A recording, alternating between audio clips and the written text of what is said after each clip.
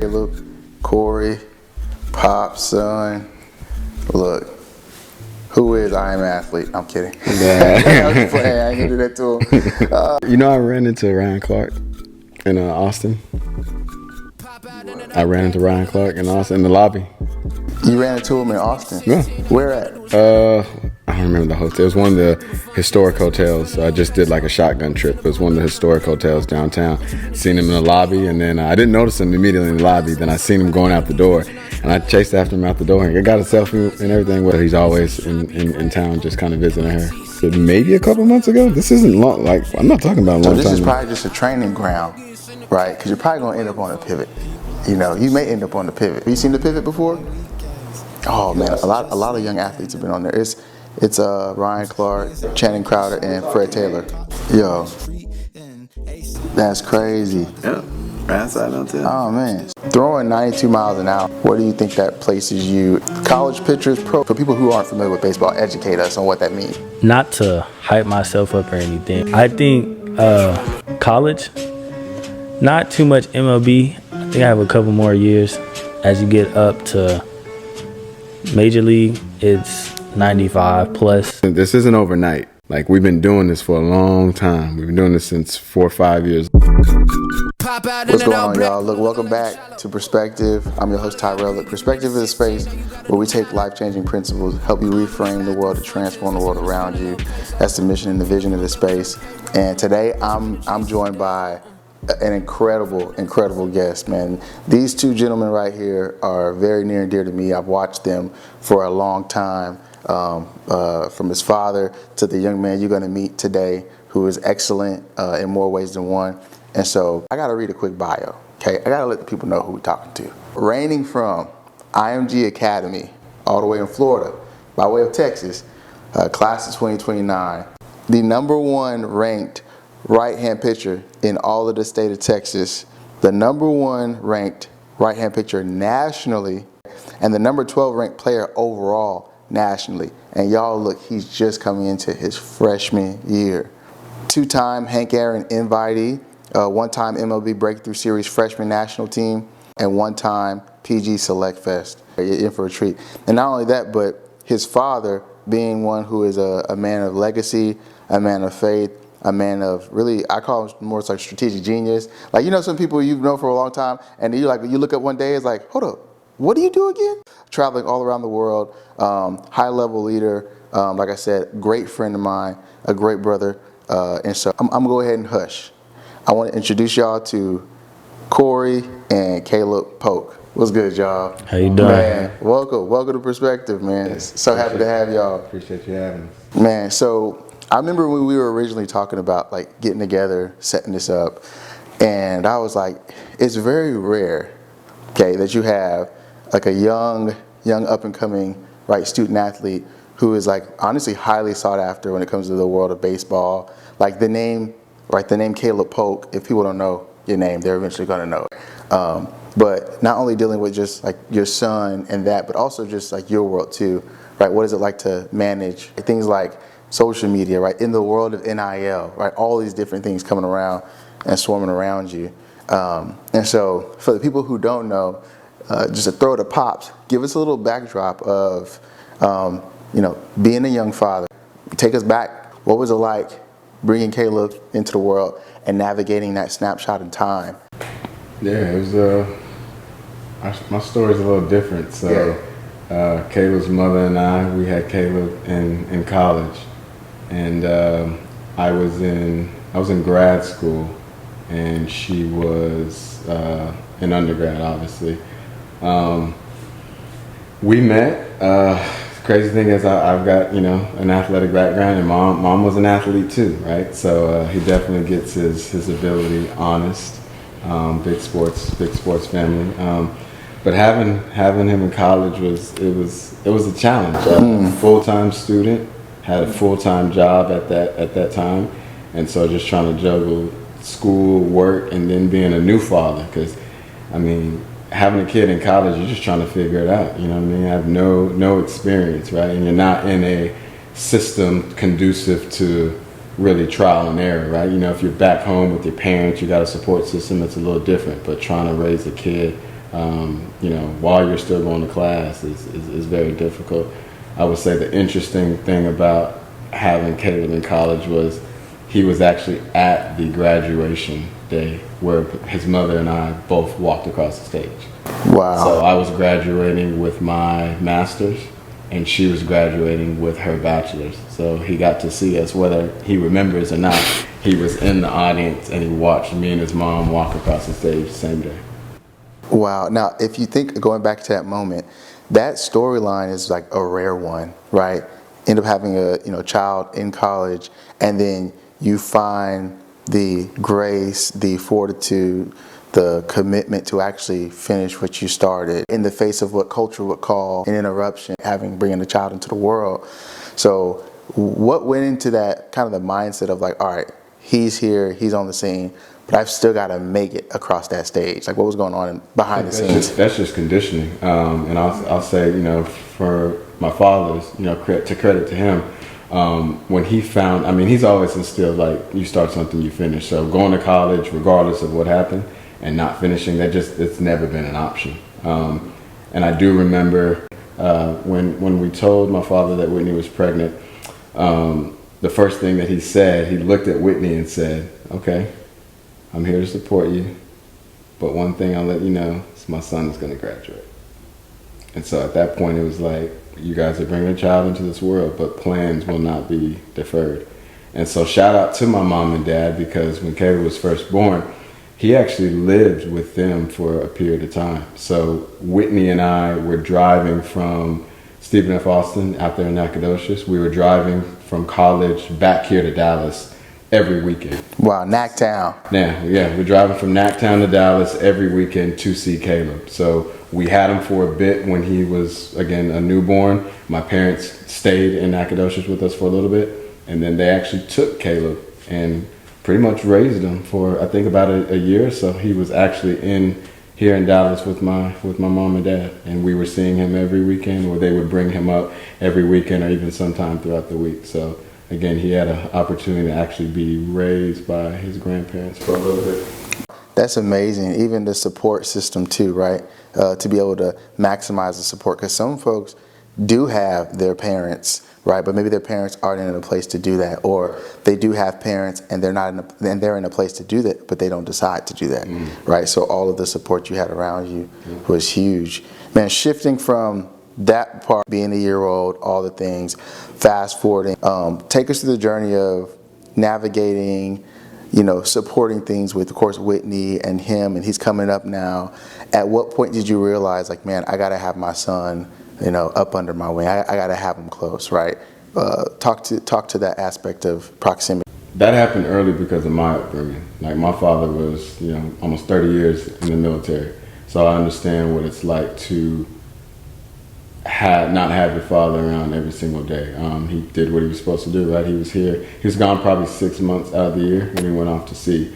So again, prior to having Caleb, I wanted to go to the military. I wanted to either be in the military or work for like the federal government, which would require me to travel all over the world. And then Caleb was born. That kind of deferred those goals, right? I remember what it felt like to not have my dad around for a certain period of time. So having him in college actually deferred my career path that I wanted to pursue initially. I call them divine detours, right? If you think about you're going on a certain path, there's construction going on. Usually there's detours that are introduced. But oftentimes it takes patience, takes a little bit of trust, takes a little bit of, you got to continue to move forward with momentum. And then before you know it, you're on a path as if you never were taking that detour. And it's wild how that works out. And so you talked about the importance of having him close. It started very early.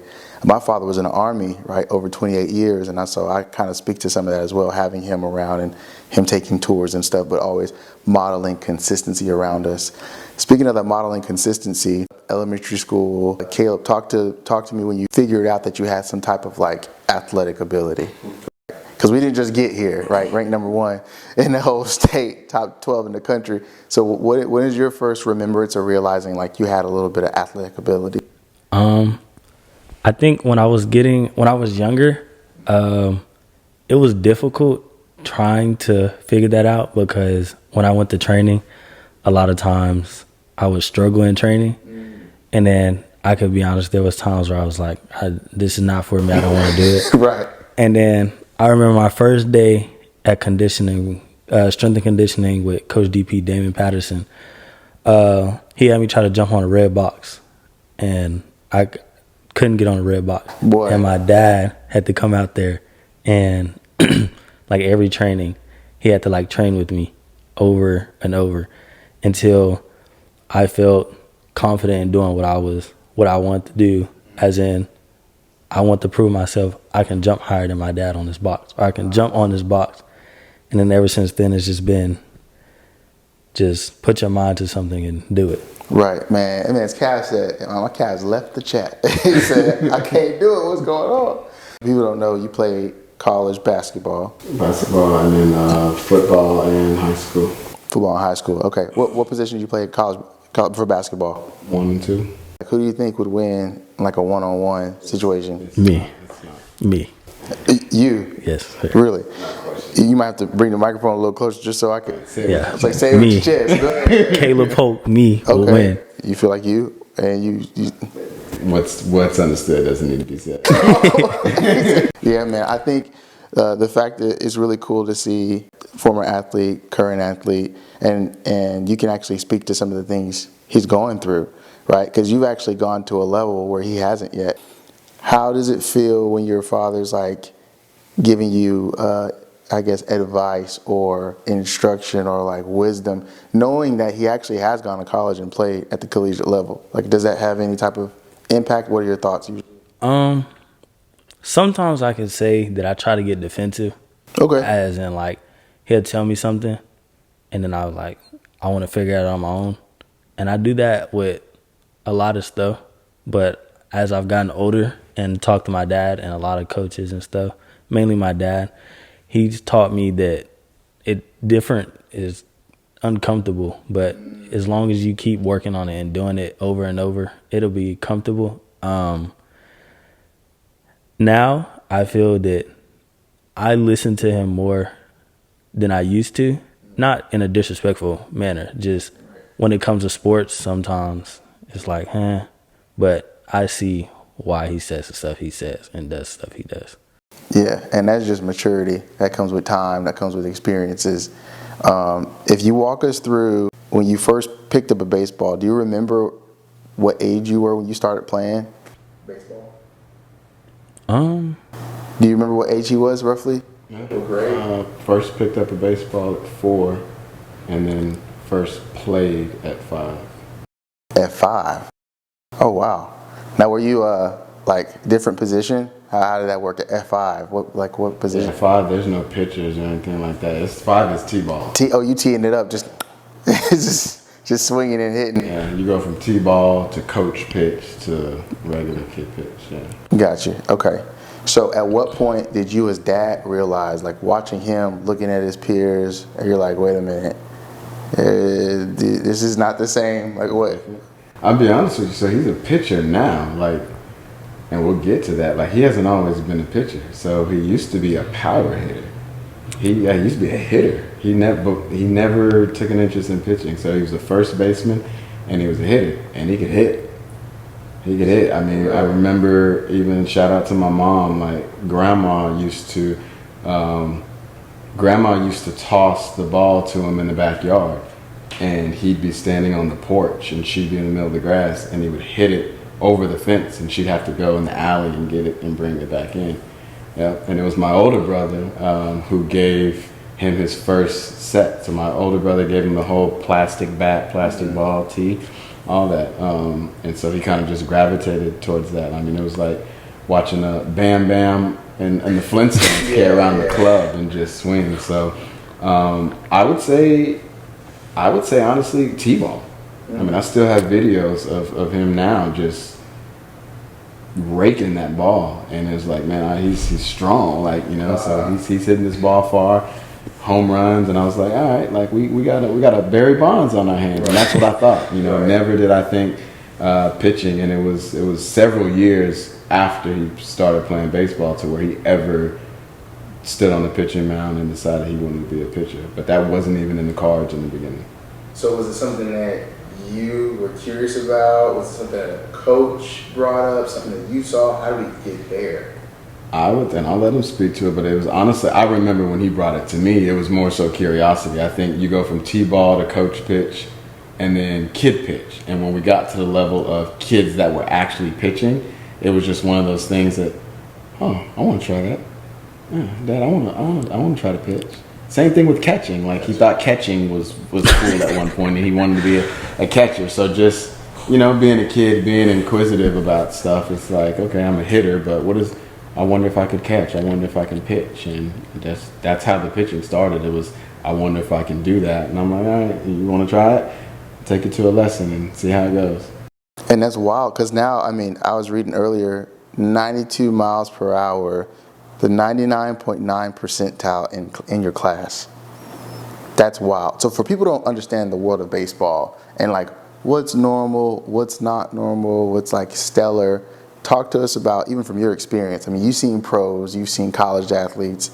To your knowledge, throwing 92 miles an hour, like, where do you think that places you in the realm of like college pitchers, like, for people who aren't familiar with baseball, educate us on what that means.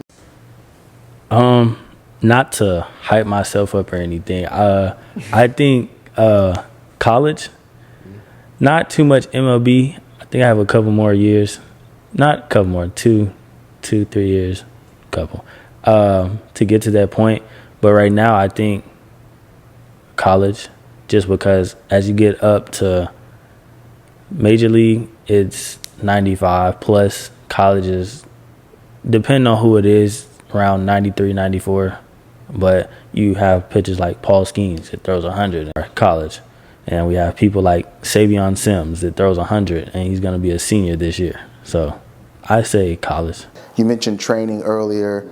Like, what's the typical average day in the summer for you? Walk us through like what that looks like for you.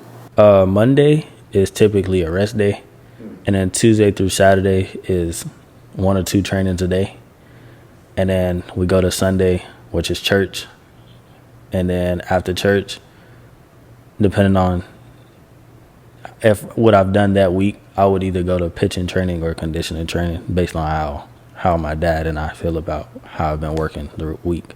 And so that type of regimen, that sounds like, high level production, right, off the mound. Right? We're talking about stuff that you're not even like on a field. You're talking about, gym, you're talking about training, you're talking about, form. I've seen some of the clips you have, and like you'll have a towel in your hand, or you'll be like on this balance beam and all that. All these soft skills and off the mound skills.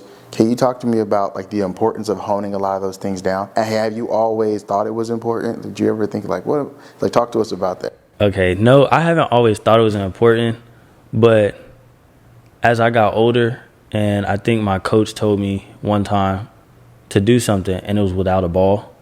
It felt different, and then I tried it, and then I was like, okay. And after that first lesson, it was like, this isn't gonna help me. And then it's not gonna help me. And then my dad, he was like, you can't give up on something the first time you do it. It's not how it works. And then I was like, okay. And then I kind of brushed it off. And then it got to a point where I was like, my coach asked me, he was like, have you been doing what I showed you? And I was like, yes, knowing I didn't do it. And then I got on the pitcher's mound, and he was like, no, you haven't. Right, he could tell. He was like, you haven't been working. And I was like, a little bit. And then it got to a point where my dad was like, just do it. So then I just did it. And then I felt that I was getting better, a little bit stronger. Everything's not always about throwing a baseball. So towel drills, they help me a lot. It helps with mechanics, because sometimes when you get on the pitcher's mound, all you can think of is just throw the ball hard. And that's not what all pitching is about. It's about mechanics, how you go through your mechanics, and how you learn from your mechanics. There's an athlete with say raw talent, and they get into baseball, but they don't value fundamentals and like those mechanics. Or where can they pretty much suffer if they don't emphasize that? Injuries and arms, Tommy John, all kinds of stuff. So for those who are not familiar with Tommy John, like what is a Tommy John for those who don't know? Tommy John's like a surgery that you have in your arm. It's like right here in your elbow, and it can cost you a year, 2 in playing baseball. Then you have to go through rehab and all that. And then by the time you go through rehab, depending on when you have it, it could be too late to come back and play baseball. Or if you come back and play baseball, you have to work 10 times harder than you did to get back to your spot or better. And so it's so important. I hear like the training, the consistency, schedule. Me and my dad will think and assess, okay, what have we done, right? How much did I work, right? Talk to me on your end when you're having those conversations about what you might want to do next. What are some things you're looking at or some things y'all are evaluating when deciding like what he'll do next? Just workload. So one thing about Caleb is he can think for himself. Like we have these conversations. So I ask him, all right, what days, we discuss what needs to be done, and it's like, all right, what days do you want? And he's like, all right, Dad, let's do X, Y, and Z on Wednesday and Thursday. Let me rest this day and then pick it back up. So at the end of the day, all the puzzle pieces are on the floor. I mean, on the table, right? I allow him to put it together. You know what I mean? So if he wants to switch, alternate pitching and strength and conditioning, then I'll let him do that. If he wants to front load the week and rest on the back end, I'll let him do that. I think we're in agreement as to what needs to be done, and so I'm not going to force that schedule on him to tell you got to do these 6 things. You tell me how your body feels and how you want to break it up, but as long as all 6 get done, that's all that matters. So just making sure that, the core things get done, the rest days are in place, and then just balance between the two. He's still a kid, so, those are things that I still have to remember. Like we have goals and we have dreams, right? We got a plan. We made this plan since at 5. Like he started buying into the plan as he got older. But as pops, like at 5, it was like, all right, we got a plan at 5, and we're just gonna see how this goes. And so as he's gotten older, matured, like he's bought into it, and now we talk about the plan. We talk about staying focused. We talk about eliminating distraction. Being one who's going into high school now, you got social media, right? You got the world of NIL. You see how all these college athletes, carry themselves.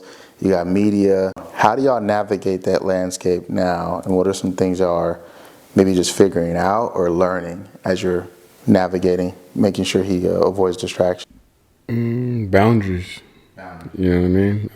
Like I said, at the same time, he's still a kid, so you can't take away his innocence and his childhood, but he's not an average kid. You know what I mean? So you can't do average things. You can do normal things, right? If you want to be great, there's going to be sacrifices that you have to make, right? You can't do what every other kid is doing. So I think that first comes with a decision. You know what I mean? A lot of people say they want to be great, but they're not willing to sacrifice and do the things that they need to do to be great. So I think the first thing is just making a commitment to say, hey, this is what I want to do. And once you make that commitment, then there's an understanding of what's going to be required to achieve those goals. So, like the social media, we live in a digital world. But, right now he doesn't have access to social media.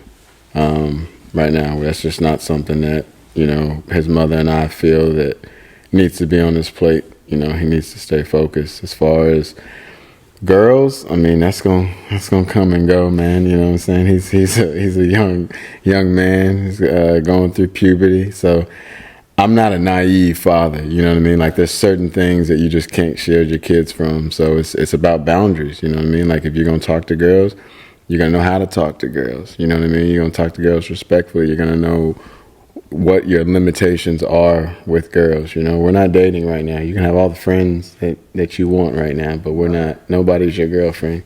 Your mother is your love. Right. Your mother is your woman. Your mother is your woman. Your mother is your heart. That's the woman in your life. Outside of that, you can communicate to friends, and then just like I said, in this realm that we live in, like there's plenty of examples.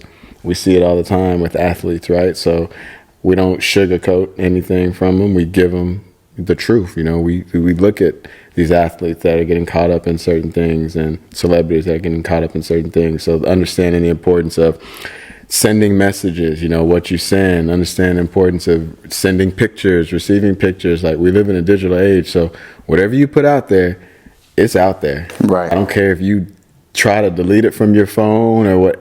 Once it's out there, it's out there, and you got to understand the ramifications that come with that. I always say it's in the cloud, and you don't want the rain. Yeah. All right. And when the rain, it pours. Ask somebody, seriously. But I thought it was very interesting when you said, hey, we're not doing social media yet, right? Not right now, keeping you locked in. You're probably in the 1% of parents, right? I mean, I'm just guessing, that's not a real statistic, but in the 1% of parents who are making that, I call it an exchange. Many will call it a sacrifice, but I call it an exchange because it's taking on one course of action for the exchange of another benefit, right? So one risk might be, one parent might tell you, well, if you don't let them have social media, you don't let them enjoy themselves, and they're going to feel odd because everyone else is happening. So now, like, social punishment or social ridicule is like the sacrifice. But on your mind, you're like, no, we're making an exchange, because while he can avoid all the other potential pitfalls and the photos and social media and all the different things that come with that world, he's taking the benefit of so many other things that many of these other teenagers and students are not going to get until, like, maybe they're in their mid-adult age. Being able to think for yourself, or having tried to quote-unquote fit in. You already fit out for most of your, growing up. So that's when you start thinking about people who are leaders, right? They're usually seen as odd. Before Kanye went off the rails, right? Early Kanye. Innovator.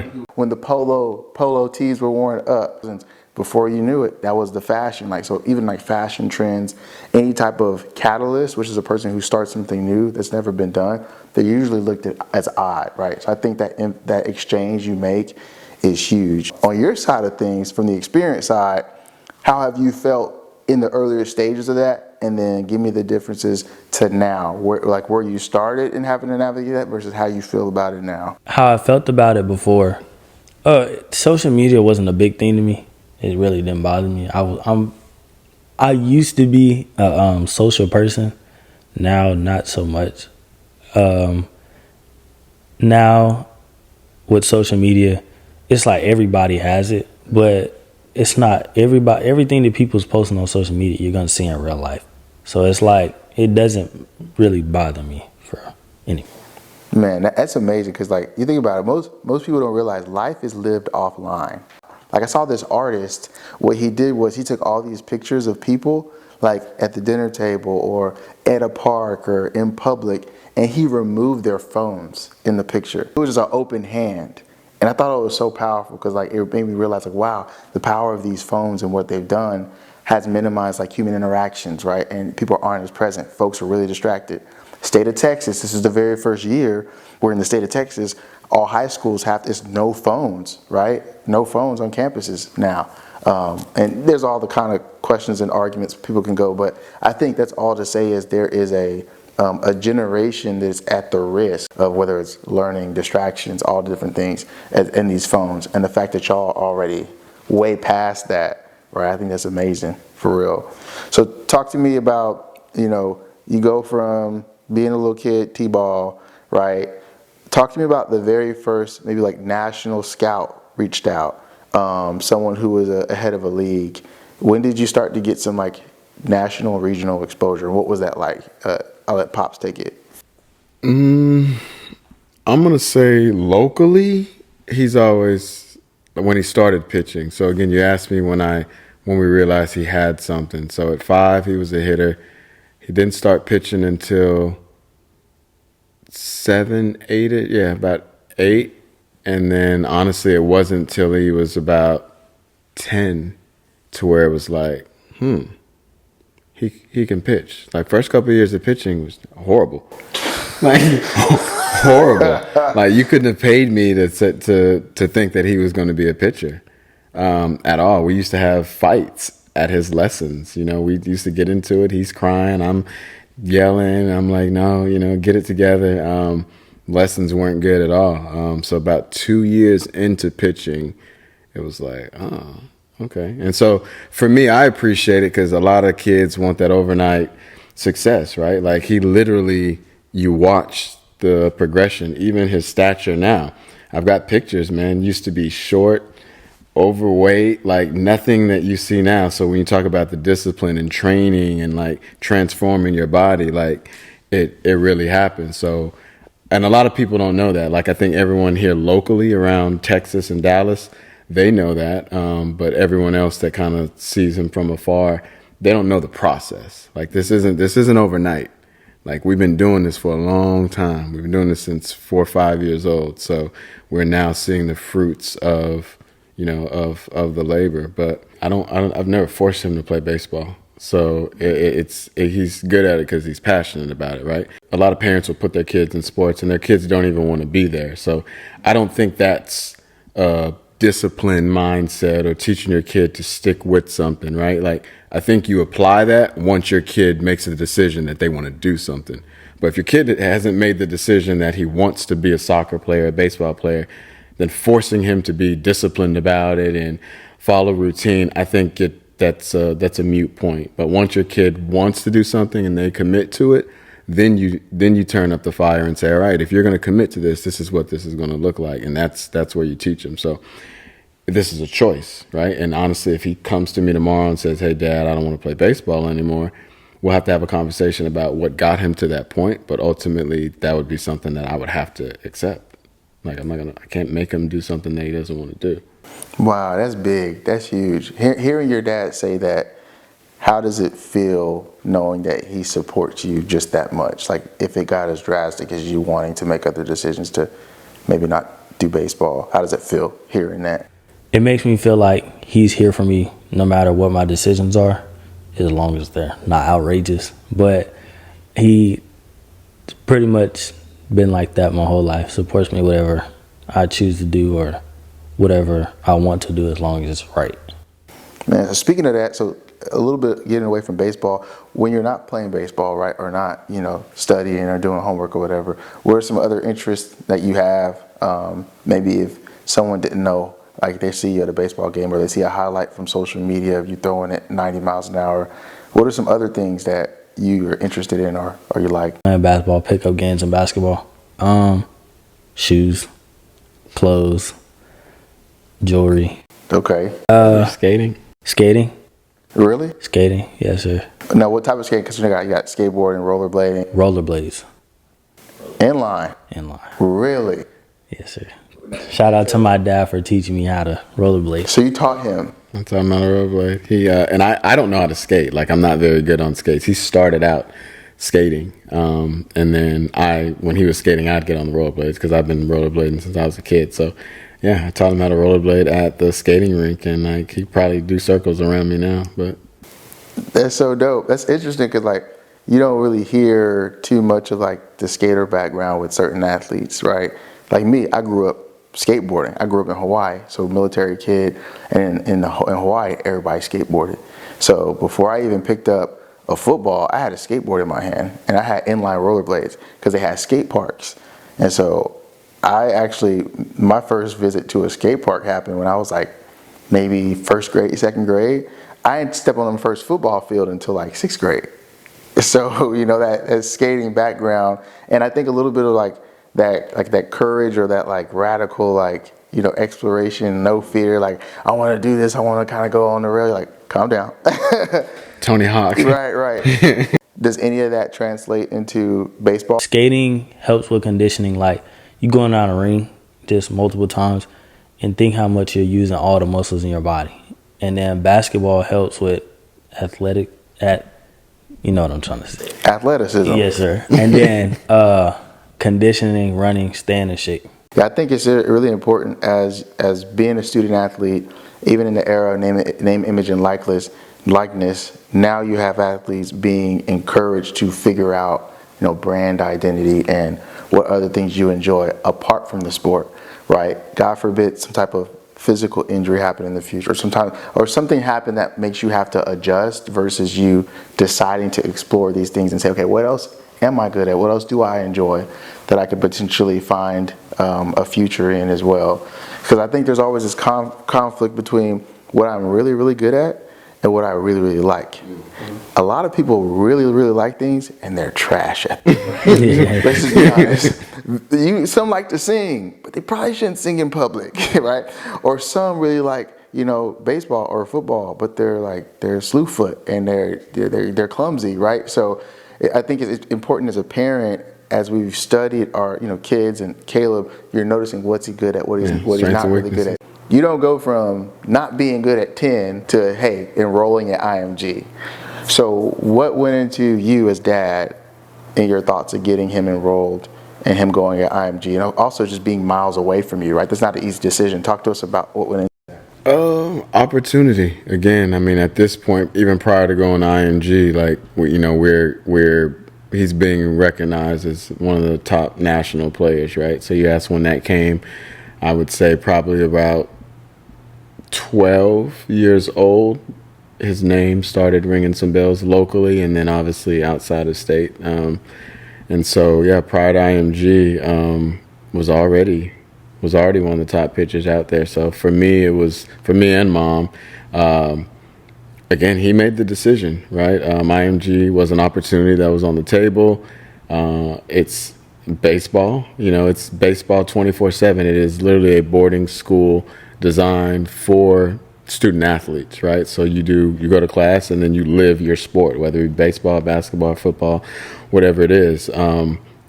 One thing that I liked about it is they kind of take all of the fluff out of the standard school curriculum, right? There's a lot of things that in most schools, DISD, Dallas ISD, you take all these extra classes that you really don't necessarily need, right? IMG, their focus is making sure that those kids can play at a high level. So they structure their curriculum towards the NCAA requirements. So a lot of the, again, extra classes, fluff classes, you don't necessarily have to take those classes. So I called IMG Disneyland for an athlete. It's literally everything that you can ask for an athlete. So that opportunity was on the table. Mom and I talked about it. Next thing I know, we're on a plane flying to IMG. We took a tour.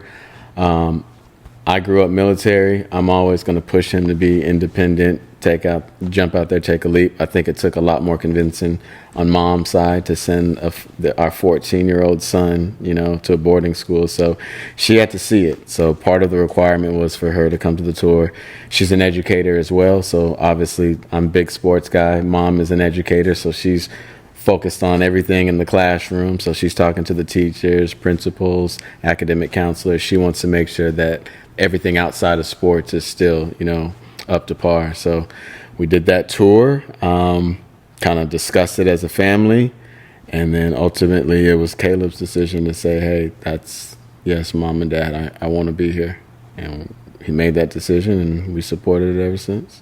So what stood out to you, Caleb, on the tour? Walk us through when you took the tour, what was popping out at you? I saw a lot of kids that were bigger than me, like taller, like not even just males, like females. And I was like, I've never seen a female this tall before. And then I saw a lot of baseball fields, and the school, it was different. It's like, it's a 3-floored school, and it's like some of your academic advisors on the first floor, and then the third floor is the rest of them. But I think what stood out to me was how big the school was. And I didn't really think it was a school at first. I thought it was like a government. I didn't know what it was. And then I think what made me, other than school, because I'm a smart kid, but other than school, if we put on the sports side, I think what stood out to me was it's not a bunch of kids. Like, some kids were like, oh, I just want to play baseball, and now I'm here playing baseball and I'm not good at it. It's like there's people actually better than me, and teams that I want to work to play on, and kids that are not worse, but a little bit under me, but mostly kids that are better than me that I have to work to be like. The business side of it, right? How either tough, or what were the decisions behind that as far as making that initial investment, the financial side? What does the business side look like? I mean, nothing is free in life, so I think we all know that. But it's your kids. I mean, for me and Mom, it's kind of it's a no-brainer, right? And again, thank God every day that, we've been blessed. We've been fortunate enough to have good careers and make good money to be able to support, everything he wants to do, because baseball is not cheap. It is not a cheap sport at all. And we're talking even outside of IMG, just the local traveling national circuit. It's not a cheap sport, which is why I also think that there's not a lot of African American kids that, black kids that play baseball. I think it's a sport that may price us out economically. So, again, by the grace of God, Mom and I have the means to support that. So we just put everything down on paper, understood what it was going to cost. And I will say that even prior to IMG, Caleb's always been in private school. So he's never been in a public school. So prior to IMG, we're still paying private school tuition. So I think it's a decision that we made as parents to say this is the kind of education and lifestyle we want to give our son. And so IMG was another business decision, but it didn't deviate far from the initial plan that we already had. So that's why we teach our kids life lessons, right? Like everything that you experience in school and sports, like those things are supposed to translate in life, right? And it's unfortunate, right? We live in a crazy world, right? There's certain things as racism, there's certain things as privilege, right? Like these things are real, and it's unfortunate that sometimes kids are exposed to that earlier than they have to be, but these are real life situations. So again, not a lot of black kids play baseball. Shout out to a lot of the organizations that focus on minority kids. The Caleb's home team here, Sidious. Shout out to Omar Washington, founded that organization specifically to give minority kids an opportunity. And you've got all the guys that, Player Alliance, MLB develops, Hank Aaron, those guys, again, they concentrate on giving opportunities to minority kids and developing them and training them. So we've taken advantage of all of those programs. Caleb gets invitations to those. We're building relationships with those people. And it's good because he gets to go to these events and look around and see everybody that looks like him. Representation matters at this point in time. So it's a balance because he's going to get that exposure in those areas. And then when he's in different areas, he may look around and not see a lot of kids that look like him. But again, he's a well-versed kid. He understands the world that we live in. So these are all life skills that he's having to learn at, just with what's come with his talent, right? It's putting him in different scenarios, different rooms. So again, these are all life skills that he's picking up and understanding. Yeah, what are your thoughts, even for both of you? How do rankings work in baseball? It's politics and everything, right? Metrics matter, numbers matter in any sport, even at the highest level right now. So to say that analytics and metrics don't matter, how else do you evaluate it? Think about a business. You have, KPIs and metrics for, an organization, right? So metrics do matter. Your performance based on, it's a combination of your performance, probably a little bit of politics behind the scenes, as well as just being in the right place at the right time, right? You can have a great athlete that maybe he doesn't play in a high level game, right? Or he doesn't go to the right showcase where there's enough eyes. So I think it's a combination of talent, a little bit of politics and relationships, and then obviously being in the right place at the right time. We're very selective on where Caleb plays, right? A lot of these kids just play 10, 12 tournaments and they play year round, right? Like we'll look at the tournament schedule and say, okay, what is beneficial for you? We're going to play that tournament, and that tournament. He may play 3 tournaments against another kid who may play 10, but the 3 that he plays are the 3 that matter. There's a lot of behind the scenes that folks are not familiar with, where faith comes into play with all of this, all that you navigate, because none of this is easy, right? I think we have a sense of watching people do things excellently, and then we discount what it costs to be them, what sacrifices they're making, what investments they're making. To any, everyday freshman in high school thinking they're interested in a sport, and they may not grasp the gravity of like being excellent at their craft, what would you tell them to give them some advice on truly taking their craft seriously? First, you have to give glory to God for that. Because without him, none of this would be possible. hard work and dedication, never giving up. Keep a positive mindset no matter if you're failing, if you're not say failing, if you're struggling. Baseball, it's a game of failure. Mistakes, you can make mistakes every day. Nobody's perfect. And pray. Yeah, prayer. Absolutely, man. Absolutely. What about you, Cory? Again, glory to God, everything. It's funny because I joke about, him having a bionic arm. Like, it's not normal, you know what I mean? And so it's like, I think there's situations where you have to acknowledge it's not you.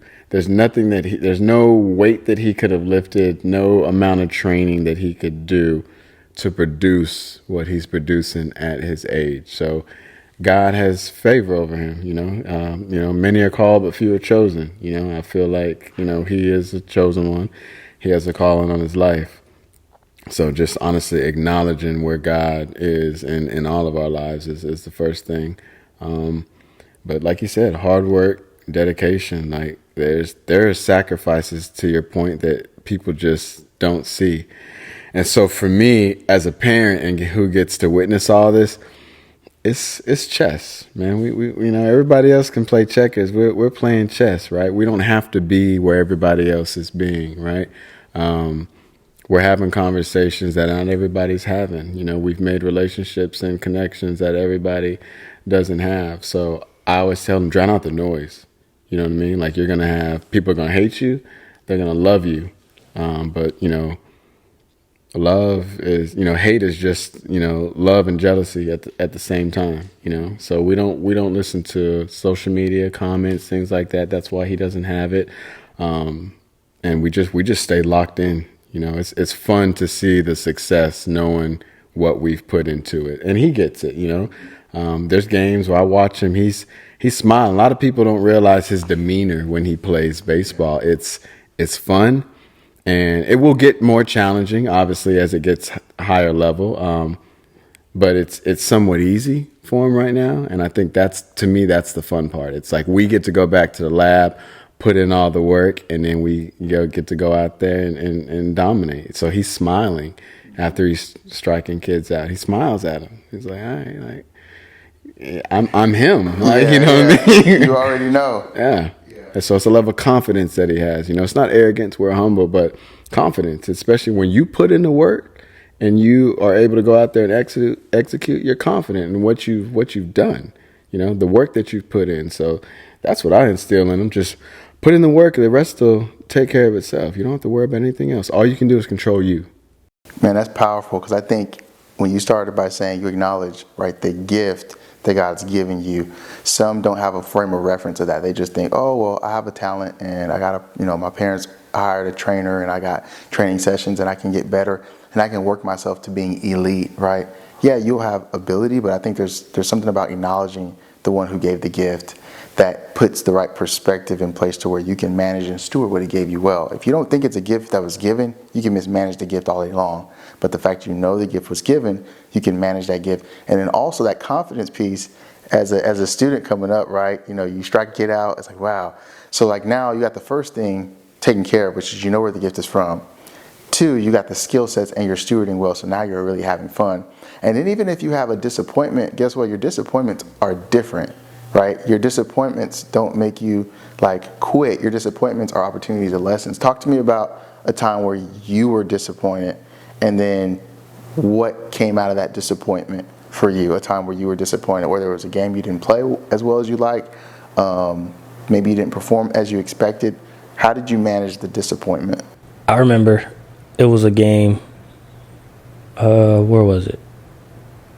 I can't think of where it was at, but it was about a month ago, and I was playing, and not saying I didn't go to practice. I was going to practice. It was just the fact that going to practice and pitching against an actual player is different. Because when you go to a bullpen, you're throwing into a non-pocket. When you get in front of somebody, you're actually throwing to them. So you either strike them out, they hit the ball, whatever. And I hadn't been in front of a batter for like a couple of weeks. And then I went out there and I pitched, And it wasn't, I don't want to say bad, but it wasn't what I normally do or what I expect myself to do or what me and my dad had worked for me to do. And after the game, I was kind of not beating on myself, but it was, my dad could tell that I was down on myself.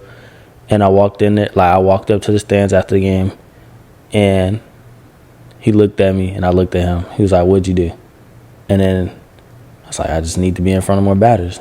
And it's like, that's exactly what it is. You just practice being in front of batters. That was the end of the conversation. But I think it was the fact that when I pitch, I know what I'm feeling when I pitch. So there could be times like during the pitching lesson, like today at Coach Omar, he had me throwing a changeup today.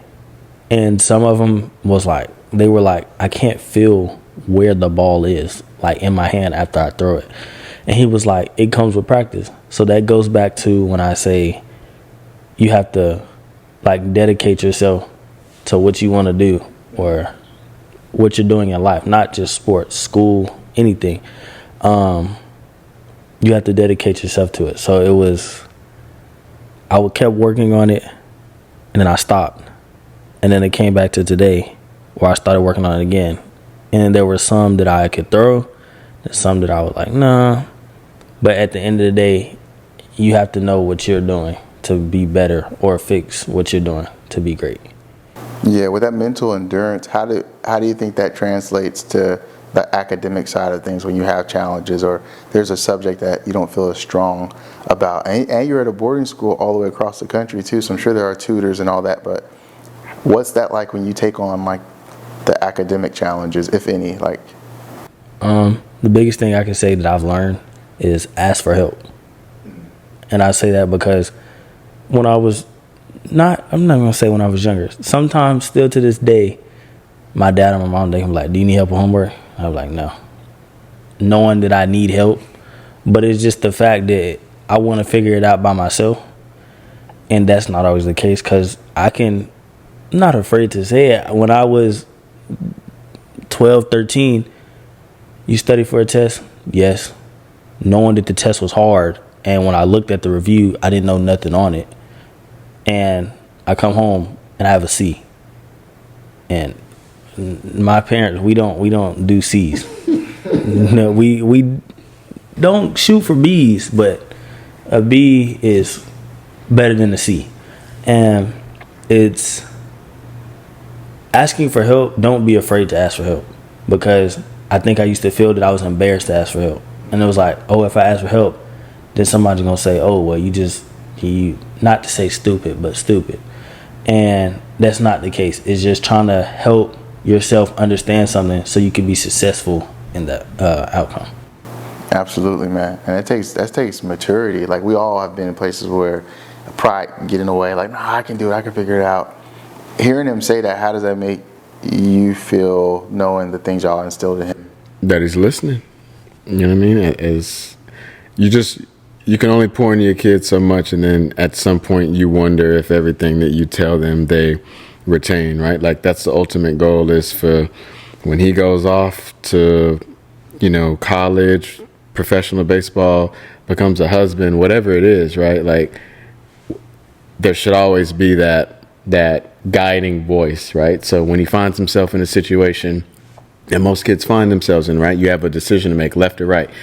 Do I get in the car with this drunk driver, right? Peer pressure, right? There's drugs at this party. Do I partake in that, or do I walk away, right? There's got to be something in the back of your mind that you hear that voice, right? First of all, it should be the Holy Spirit speaking to you and guiding you where you need to go. And then it's those influences in your life. Maybe it's mom or dad, like, hey, don't do that.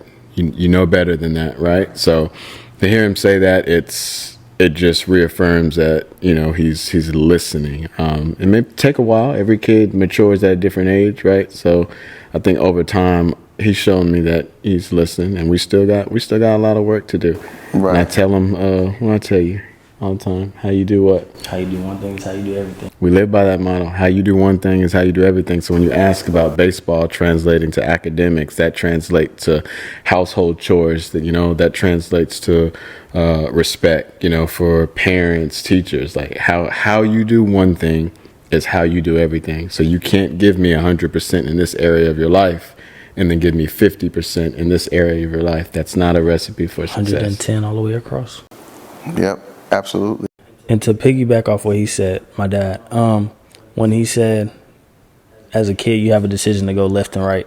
I remember when it was probably a couple months right before I went to IMG, and one of my friends, he was like, do you want to go to a football game?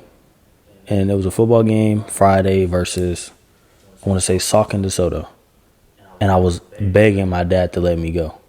And he was like, that's probably not a game you should go to. And next thing you know, you hear the next day, there was a shootout at the football game. So that's to say that, not saying that your parents are perfect, but listen to your parents because they know what's best for you. That's right.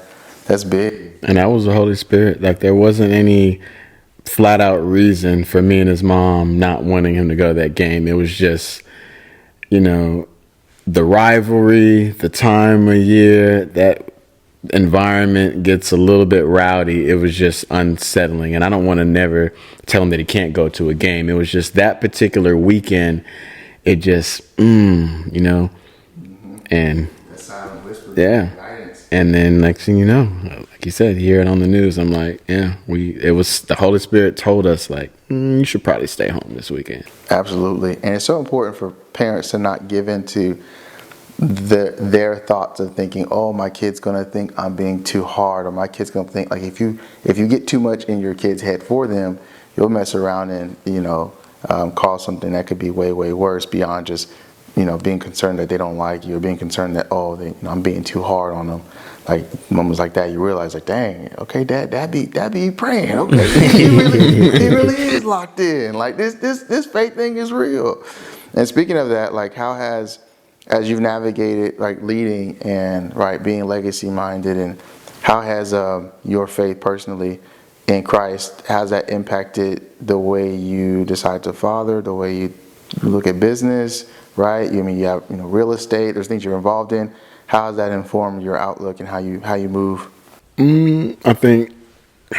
I believe as an individual, period, that has nothing to do with being a father or wife, husband, nothing. I think as an individual, you have to take itinerary in your life, right? And so even Caleb, like 15 years old, he can take itinerary in his life as far as wins, losses, obstacles, mistakes that were made. And then you have to understand, like, you've been saved from those things, right? So where I sit present day, I have the ability and the privilege to be able to look back and figure out, okay, this is where the mistakes that I've made, here's where I've come up short, and here's where God has essentially saved me and restored me.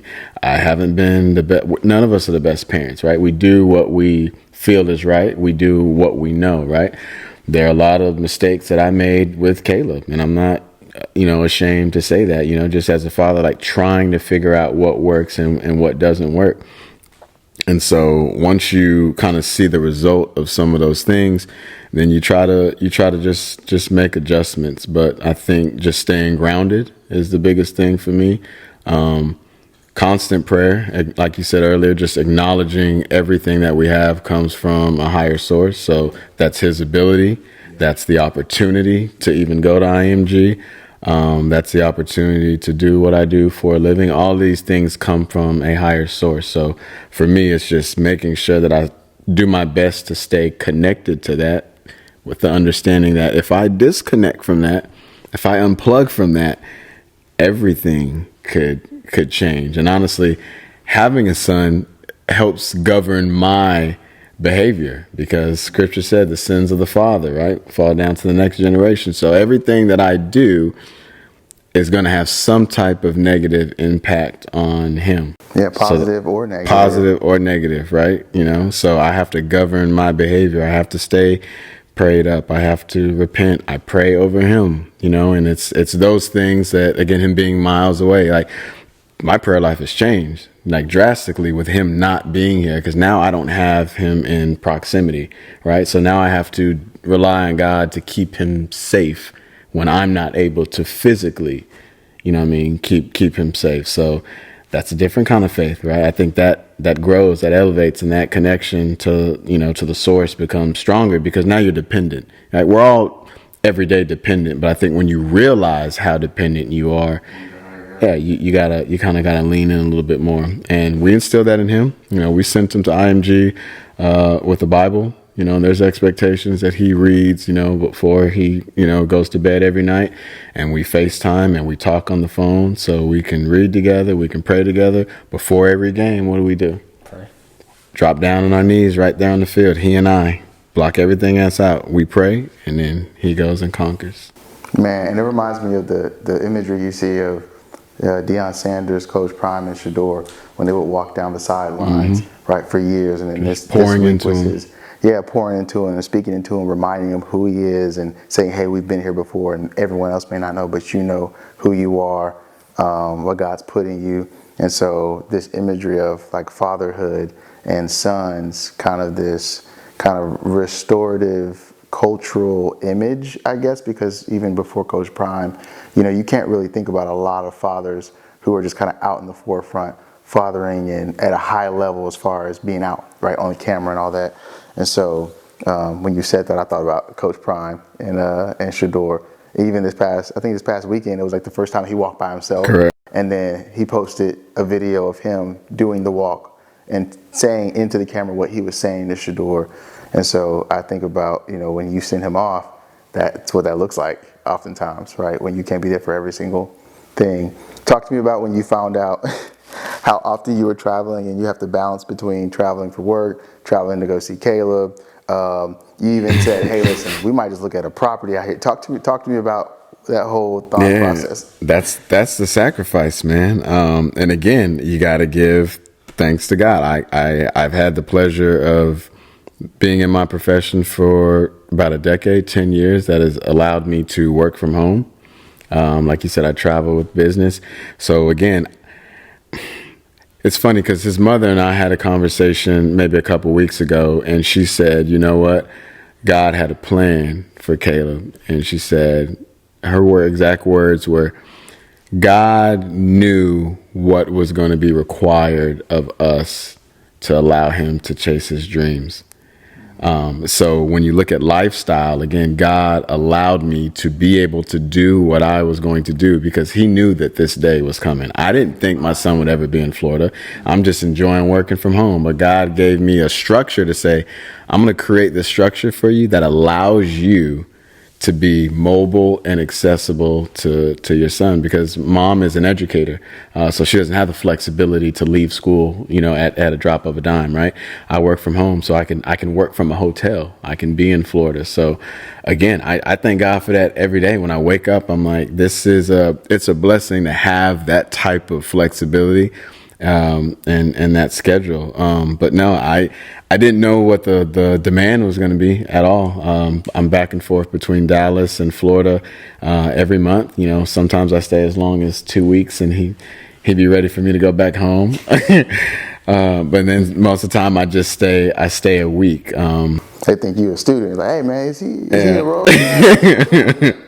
Yeah, no, I gotta check in with him, just make sure he's good, man. But yeah, it allows me to do everything. And at this point, I find myself praying on every decision that's made. Like, we prayed about IMG before we made that commitment. Every real estate deal that I do, I pray on it. I'm looking to purchase a home in Florida to be closer to him, to have that accessibility, because living in hotels back and forth, obviously that's not ideal. But I'm praying about that situation to make sure that it's the right decision. Man, and so at this, you mentioned real estate, right? When it comes to real estate portfolio and all that, when did that kind of thought kick off? And then fast forward to now, what does it look like from the initial idea to get involved to like what does it look like now as far as whether you're looking at different areas to build or what your portfolio looks like? Tell us about a little bit of backstory of that. Again, shout out to my parents.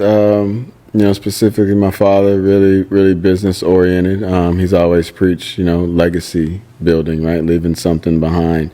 And so for me, that's kind of where it started. I've been in real estate for maybe about 10 years now as well. First opportunity for me was to be able to live in a house that my grandparents owned without paying any rent. So we lived there for quite a few years, saved up money, built my first home. And after I built that first home, I kind of just started living in houses every couple of years to build another house, and the previous house became a rental property. And honestly, it's worked for me. Everybody's story is going to be different, but mine, pretty much, I was blessed with the opportunity to not have any bills for a period of time, which allowed me to save money and then forward thinking how to maximize that money. So right now it's just a portfolio. Started out as a portfolio of rental properties, land as well. And then recently, I have jumped into the multifamily game due to a good friend of mine. So, being part owner in apartment complexes, which has been good. Man, so and have y'all worked on any deals, or to whatever extent you want to share to your discretion? But what are you looking at when people hear apartment complexes? Talk to us about what that actually looks like. So I've actually closed on a deal already. I'm a part owner in an existing apartment complex in Midlothian, Texas. It's 152 doors, and currently working on closing the deal on another property, which would be 140 doors. And the way that works is the deal could be structured, multiple ways, but the way it works right now is a group of investors. So we come together as a limited partners, put our money together, purchase the asset with the expectation of raising the value of that asset in X amount of years, selling the asset, and then obviously everyone gets to make their big payday when we sell the asset. But the best thing about the apartment game is you're still making a cash on cash return. So it's the same concept of being a landlord, right? So let's say you buy an apartment complex, you get, quarterly distributions in the form of rent for however long you hold it, right? So if you underwrite it for 5 years, you're getting rent for 5 years, and then you get a big payout on the back end when you sell it 5 years. So you pretty much get to double dip. Right, operating cash, constant cash flow, then boom, big payday. That's incredible, man. Wow. Talk to me about IMG. Do they have a cafe like a college campus? It's different because a lot of kids, not saying all, a lot of kids are used to their parents like, oh, Junior, come eat. And then it's like when you're at school, everything is dependent on you. So your parents aren't there to tell you go eat. Your parents aren't there to tell you that, oh, you got to be at practice on time or be at school on time or do homework. You have to do all that with what you've learned from your parents or what your parents have ironed onto you. So the cafe is good. We have different restaurants in the school. And in the school. What restaurants y'all got in the school? I don't know what we have this year. Last year we had Wahlburgers. We had Big Chicken, which was Shaquille O'Neal's restaurant. And then Mark, what's the dude's name? That's Wahlberg. Mark somebody. Mark Wahlberg. Yeah, he's got a burger chain. And then we had like two other things. We had a pizza place, and then we had like I don't know the name of it. It's kind of like Chipotle, almost, but it's not. But yeah, all you can eat. Right. Yeah, literally. Wow. So going into your 9th grade year, IMG.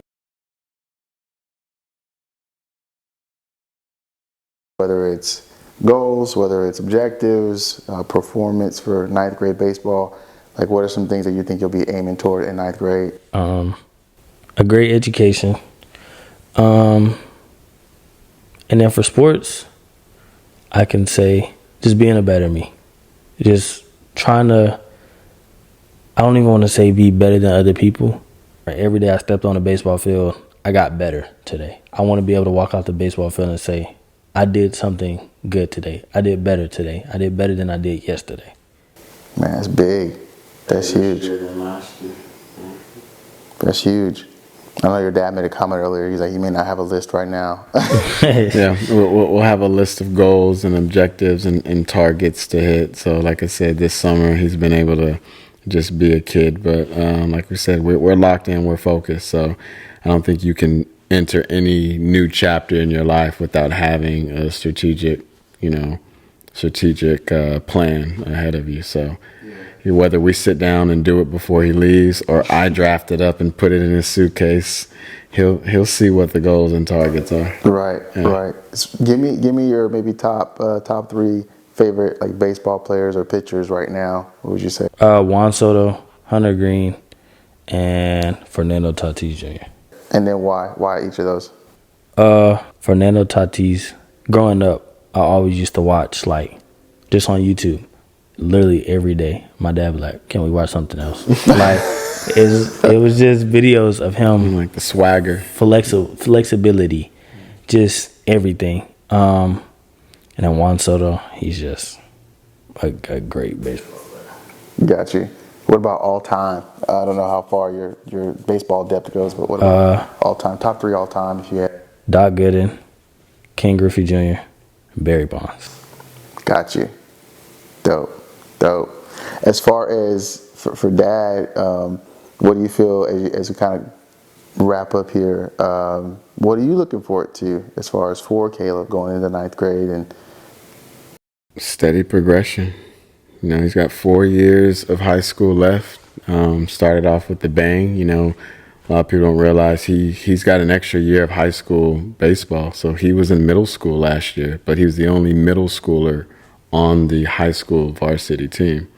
So in theory, by the time he graduates, he would have had, 5 seasons of high school baseball. So again, he's always been able to play with the elite. Even on the local travel circuit, he plays 2 years up. He's playing with 16, 17-year-olds, sometimes 18-year-olds, depending on the tournament. So just being better, you know what I mean? Like, we got 4 years to go, so there's no reason to try to fast forward this, right? Every year is going to be steady progression, but we'll look at what we did this year, set new goals, new targets, and then we'll look at what we did last year, set new goals, new targets, and then figure out, where we land.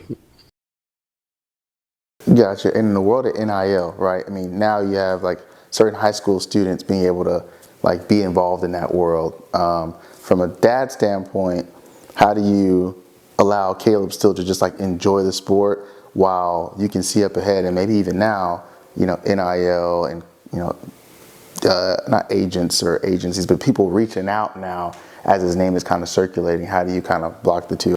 Yeah, it's already happened, and I don't think we shield Caleb from it. Like, at the end of the day, his job is to play baseball. It's to be a kid, be a good student, and play baseball. The rest of that's where you have a village, you have a support team.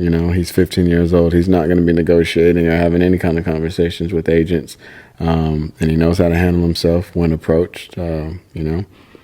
What's your go-to? My dad. Send him to me. I remember in the hotel that one time. Send him to me. But we were literally just in the hotel, and it was that morning. My dad was like, he texted my phone and he was like, going downstairs, I have a work meeting. So he went downstairs, and I'm like, I've never been in this hotel before. Let's just go experience the hotel. So I start walking around, had an IMG hoodie on, and it was an agent.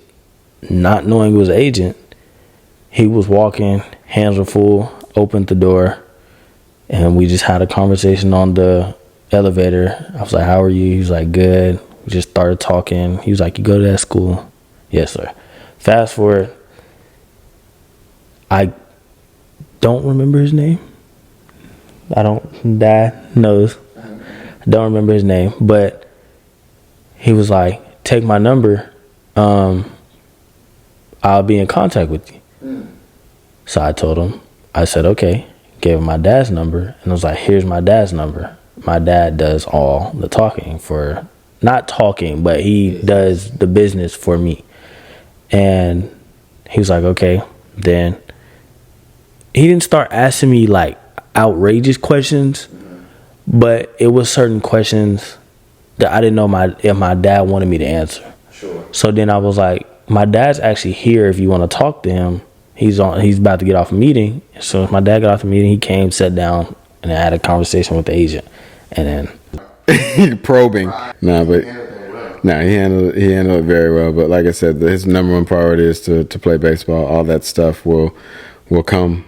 Like it's part of God's plan. We don't need to rush it. Slow and steady wins the race. So NIL opportunities, endorsements, all that stuff, those are fruits of being able to excel and, maximize the gift that God gave him. And we'll cross that bridge when we get there. But even me, like Mom and I, we aren't honed in on that either. We just like to enjoy him, watch baseball and watch him, play baseball, and everything else will work itself out. And I remind him of that all the time. Remember who you are.